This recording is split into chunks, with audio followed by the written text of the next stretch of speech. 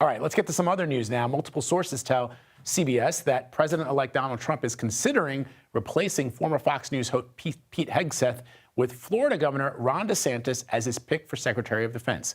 This morning, Hegseth's mom joined Fox News, and she defended her son, and she dismissed that critical email that she wrote about his behavior towards women several years ago, where she said that he was an abuser of women. Our Nicole Killian caught up with Hegseth on Capitol Hill this morning, who addressed his mom's interview. Let's listen. Your mom was on Fox this morning. She says you're a changed man. Are you a changed man? I love my mom, and I appreciate her. And by the grace of God, all of us change.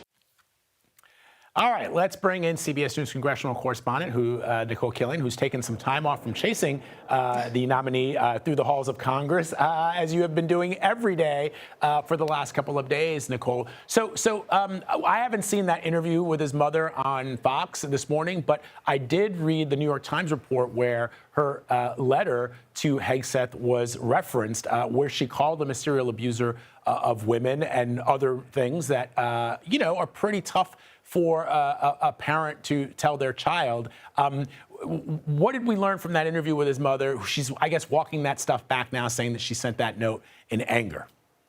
Yeah, that's right. This was an email that she sent her son back in 2018, where, as you said, she called him an abuser of women and accused him of belittling women, of sleeping around, and saying that this was all about ego. She encouraged her son to get some help.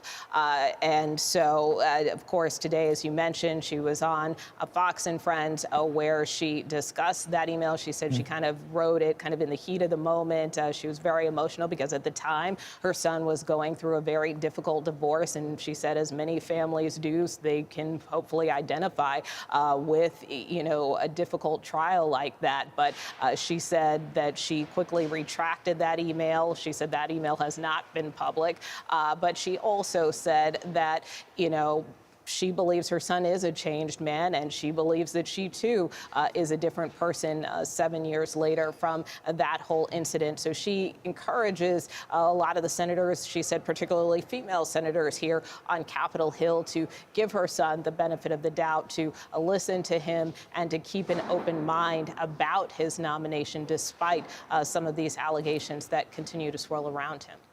Yeah, and Nicole, before I let you go really quickly, it's my understanding that some lawmakers on the Hill there are saying that they were aware of some of the controversies in Hegseth's past, but the most recent revelations they were unaware of, and some have even suggested that the president-elect was unaware of them as well. Yeah, that's right. That is what we heard from Cynthia Lummis, more specifically, a senator from Wyoming. But I do want to point out some new reporting that we also have, because, as you mentioned, in terms of our reporting, that the president-elect may be considering Florida Governor Ron DeSantis potentially to replace Pete Hegseth. When he arrived here at the Capitol this morning, I asked him explicitly about that, if he has had any conversations with the president-elect about possibly being replaced by the governor. And he told me that he spoke with President-elect Trump this morning. He said that the president-elect told him that to kind of stay with this, that he was behind him all the way. I asked him, are you in this all the way? To which Hegseth replied, why would I back down? I'm a fighter. And when I asked him whether or not he has any intention of withdrawing his name from consideration as a defense secretary, a designate, he told me that he has meetings here on Capitol Hill all day with senators, which he does. He'll be meeting with Senate GOP leaders as well as a group of House Republicans throughout the day. For us on the Hill with those really interesting details, including the fact that the nominee spoke to the president-elect this morning, Nicole Killian, thank you very much. We appreciate you as always.